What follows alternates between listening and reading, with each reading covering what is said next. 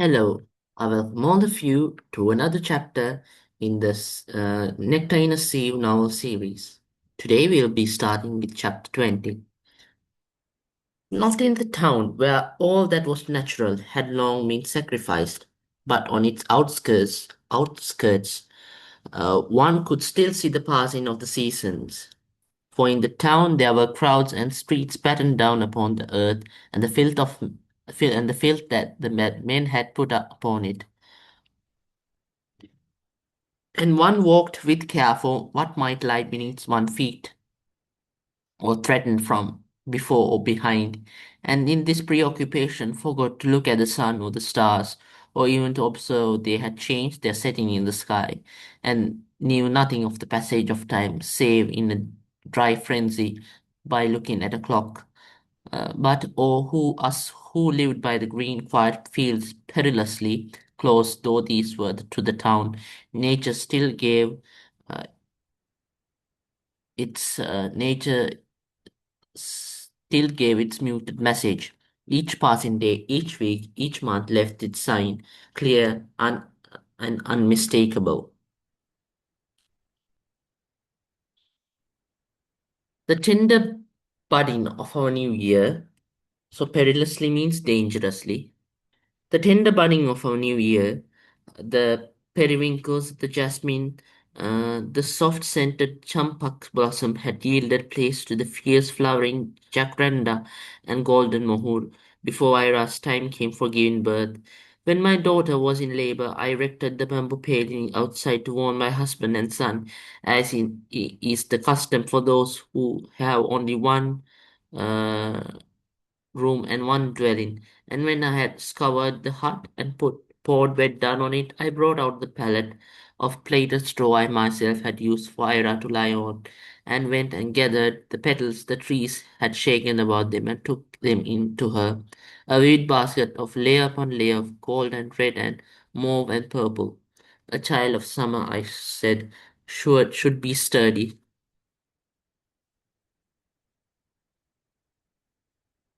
She smiled and laid her hands on the petals. He is, I feel it. While I waited and I thought of the other birds this very hut had seen, first Ida herself, then the long, long interval, and after that almost every passing year I bore a son. There had been hope and expectation, perhaps some anxiety before each birth. They were natural feelings, but now fears came swarming about my head like the black ants for after a storm, and I covered from the beat of their wings. A child conceived in an encounter fares no worse than a child born in wedlock. So Kenny had said, but could one be sure a man takes his wife with passion in his nature, as is his nature, yet he is gentle with her amid the fire of the breast on breast and bare thigh on thigh. He can still hold himself. He still can hold himself and give as much as he takes, leaving the exultant fresh unbruised. So a sexual imagery is shown in this passage.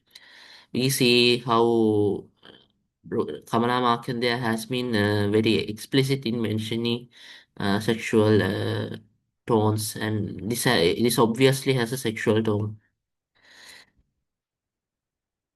The woman is his wife, not only now for this certain experience, but tomorrow and next year. She'll carry his seed, and he will see her fruitful. Watch while day by day his child grows within her. And so he is tender and careful and comes to her clean, that their fulfillment may be rich and blessed. But the man who finds a woman in the street raises an eyebrow and snaps his finger so that she follows him, throws her a few coins that he may possess her, holds her unresisting, whatever he does to her. For this is what he has paid for. What cares such a man for the woman who is his for a brief moment? So this shows the vulgarity of some men who have engaged in the pleasure of prostitutes for fun. He has gained his relief, she her payment. He merges carelessly into the human throne, consigning her back into the shadows where she worked, or to the gaudy streets where she loitered. So, quite feminist ideology is brought out here, that the prostitute is left lonely and without someone to take care of without a husband, but it's quite obvious that the prostitute is a prostitute, and the prostitute cannot be considered as a partner even when she engages in prostitution. So, sexual imagery is also shown in here. Uh, it shows he has gained his relief, she her payment. So we can see that here. Of the thousands of men in the village, in the town, perhaps in another village, another town, one man unknown is the father of the vast range of manhood. Who is to say he was not of the unsound, the unclean? What care or safeguard is there when the consequences of one's act are hidden from one's thankful eyes, and the woman is one of the many soft desired, lost, forgotten? So Rukmani says that the father could be anyone from around the from a could be anyone from any town, any village, any city. If Ira had any fears, she did not show them. Perhaps she had fought her battles out alone when I was not there to see, and when her face could not betray her, or perhaps her love for children swamped every other feeling. She was meant to have children. I had always known that. It was a cruel twist of fate that gave them to her in this way. Then at last the birth began, and while I was ministering to her, all these thoughts coiled back into my brain, living on the present and the immediate future, with each passing second converted instantly into the past. There was no past or future, now only the present as I received the child and held him, while the fears that were nameless descended on me, and shrieked the message and were no more nameless. I held him, this child begotten in the street of an unknown man in a moment of easy desire, while the brightness of the future broke and fell about me like so many pieces of colored glass. I did not want to see. I did not want his mother to see. I washed him slowly and massaged oil into his body, hoping to mitigate the whiteness of it. So we can see here how Sakramani is born albino. He's an albino child. He's an albino baby. While he crushed lustily, for he was a healthy child, and finally his mother called for him. I swaddled him carefully before I gave him to her, hoping, still hoping that she would not notice. Your son, I said, handing her the bundle, hovering near in my anxiety. She took it, smiling and relaxed. A lovely child, said, gazing at the small face fondly. Fair as a blossom. Fair, he was too fair.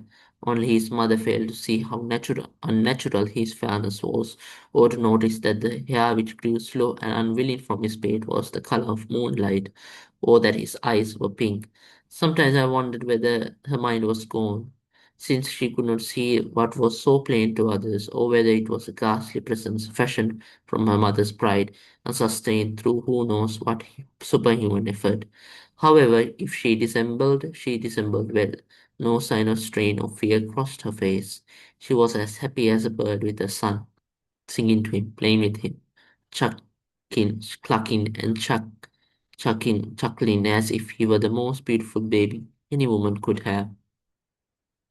So this shows the eventual fate of Ira. Like, who would have thought such a thing would happen to her?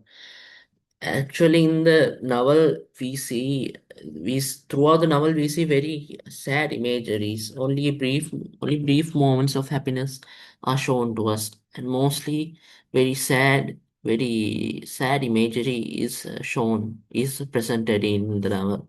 It's a very significant thing in the novel.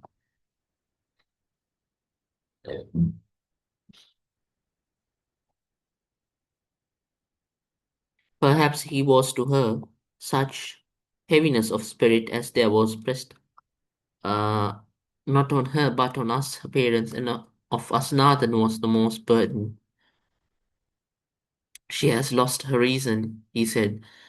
She does not see her child as he is, but as she would have him to be. To her he is only fair, whereas it is clear he resembles nothing so much as a white mouse. She has done great wrong to herself and the child, and has given up her sanity rather than face the truth. So and rather says, my fault, he said, rocking slowly on his heels. I might have prevented this. Actually, Nathan feels that he is wrong for this because if he had not, if he had money and the financial reasons, the methods, financial means to satisfy the hunger of the family, thus such a thing would not have happened.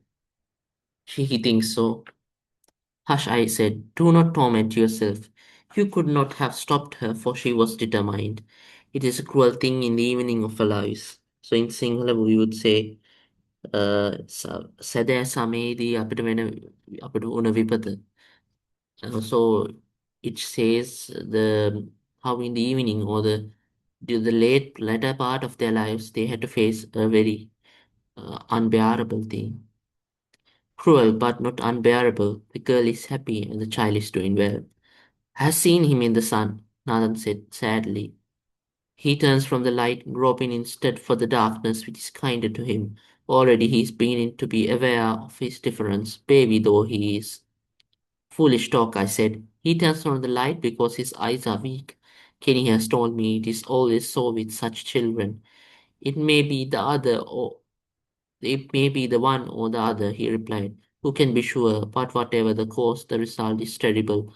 Sunshine is meant for men, darkness for bats, and snakes and jackals and other such creatures.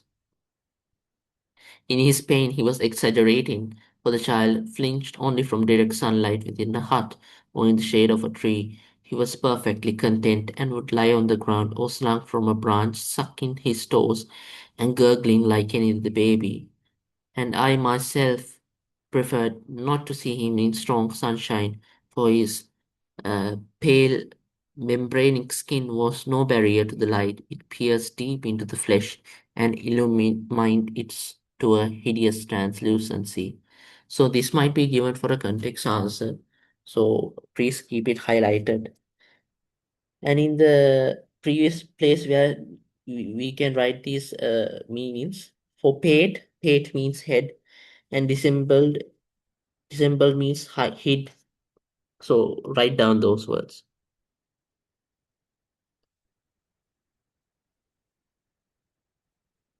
Apart from this, he burnt easily. Even an hour or so in the skin would bring up red, scaly patches about the head and forehead and make him fretful, whereas my children had grown up in the open and thrived on it.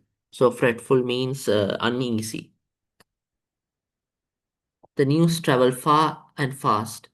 People came to see the child, and I do not know what tales they told, but more people came, their faces avid with curiosity to see him. A curiosity which was never sated means satisfied. Although they stared and stared with bulging eyes, and they went away with appropriate comments on their lips and mouths bursting to describe the poor little albino mite they had seen. So the very sad imagery is shown here. It's a very sad a description of the life or the fate, eventual fate uh of the child. Of the child is shown here. Of the actually the sad fate of Ira and of the whole family, to be honest. Some who came were kindly, most had a ready, sterile sympathy, and all went away with the unmaskable relief that men experience when they see others who have fared worse than themselves. It was a prolonged ordeal. One day, after an especially long line of callers had come and gone, Nathan said bluntly that he was having no more with it. We'll have an evening ceremony, he said. Ask those we know and get it over. After that, no one will have an excuse to call. So Nathan has enough fed up of this, and so he arranges a naming ceremony to name the child. It is the custom to have a ceremony on the 10th day from birth. This is the custom, and I have followed it for all my children. But what was proper for the child, fatherless and marked from birth? However, Nathan made the decision, and once it was made, I felt better for it. Despite my unwavering, despite my wavering, uh, so the ordeal in the previous place means a period of difficulty. Uh, Despite my wavering, I had not been altogether unaware that this was the right thing to do. So they came, friends and neighbors, bringing sugar cane and frosted sugar and sticks of striped candy for the new baby. Ira accepted them in his name, smiling graceful as ever. Unperturbed, unperturbed means unperturbed means undisturbed. I think her bearing astounded and even awed them. Old Granny bent low on her stick, came bringing a rupee which she had gave me to keep for the child. I didn't want to take it, but she insisted. If I had known it was her last, I would have resisted her blandishments. Blandishments means coaxing or gently persuading. But I took it and thanked her. You are a good friend to us. In my intentions, she said, little else, it was through a marriage I arranged for your daughter. I have brought this on her. She still refused to forget. I made some sort of soothing reply, but with the license of age, she did not listen, hobbling away, mumbling that it was her fault. Not hers, not Nathan's, not mine's or Ira's, not the man's. Kenny said, a freak birth. Who's to blame then? I thought, verily. Little means very tiredly. Blame the wind and the rain and the sun and the earth. They cannot refute it. They are the culprits. Nathan's voice reached me from a distance. What is the matter with you? Are you not feeling well? I'm all right. I was thinking. Give it a rest, he said. Give it a rest. I was relieved that Carly, most garrulous of women, had not come. But it was short-lived relief. She had been suffering from one of her periodic attacks of ache, and as soon as she had got rid of it, and as soon as she had got rid of it,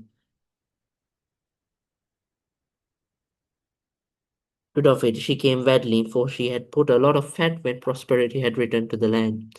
I would have come before she puffed, but for the ache, means the fit. The shivering was bad this year, and the fever, I tell you. I hardly know how I survived. She lowered her voice confidentially. You know how it is not too easy at my age. I hope you are better, I said. Ah, well, one must not expect too much. I'm well enough. But I did not come to talk about myself.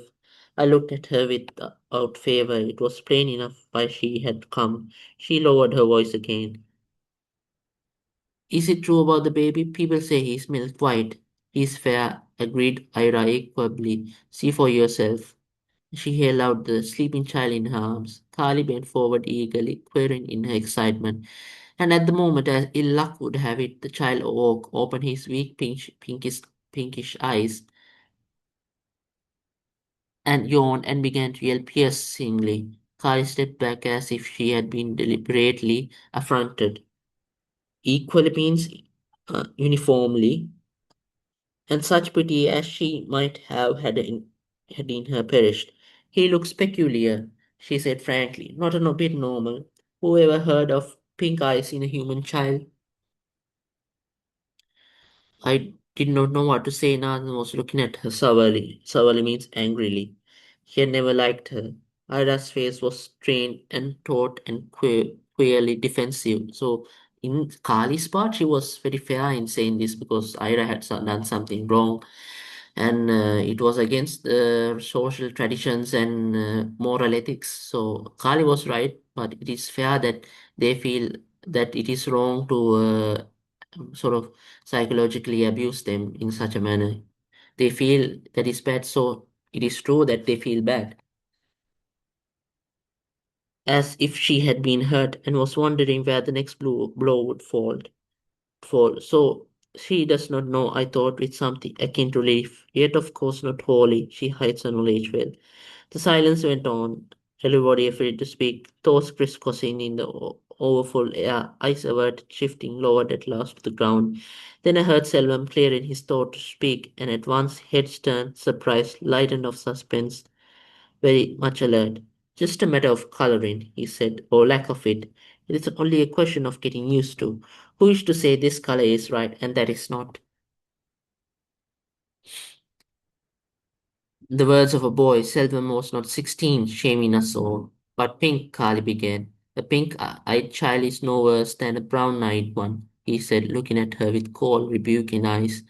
I should have taught you instincts as a woman, if nothing else would have told you that. He turned away from her contemptuously means angrily, and began clicking his fingers to the child Sakrabani, who had been screaming vigorously, began to quieten down. He gave one or two more tentative wails when Denny's mouth split in something like a smile and his fingers curled round Selvam's. Selvam turned and smiled at us, raising eloquent eyebrows. Was not the child exactly the same as the other babies? Had he not said so? Triumphantly, uh, triumphantly, he turned to look for Kali, but she had gone unnoticed. She unnoticed had gone. So we can see how Selvam silenced Kali in a brilliant manner. So as a conclusion, we can say that this chapter deals with the birth of child, birth of the child Sakrabani, and how the Ira and her family had to deal with it. How Rukmani Nathan and they had to deal with the birth, the freak birth, who the child ends up being an albino. So we can see how it happens. So with that, we end chapter 20, and in the next chapter, in the next video, we'll meet with chapter 21. So thank you for listening. Uh, do like this video, subscribe my channel, and click the bell icon for more videos. Thank you.